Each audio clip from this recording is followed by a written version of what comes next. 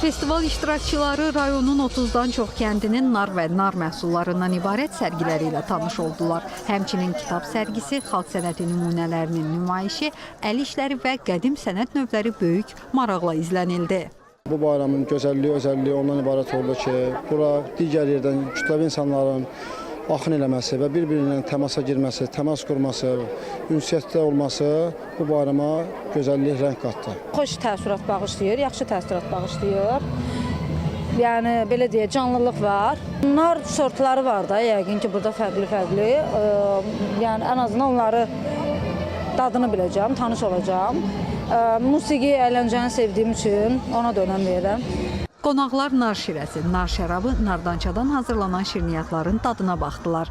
Mən də Bakıdan gəlmişəm, nar festivalına görə xüsusən. Nə gözləyirdimsə o ilə qarşılaşdım. Çox maraqlı yarmarkalar var, sərgilər.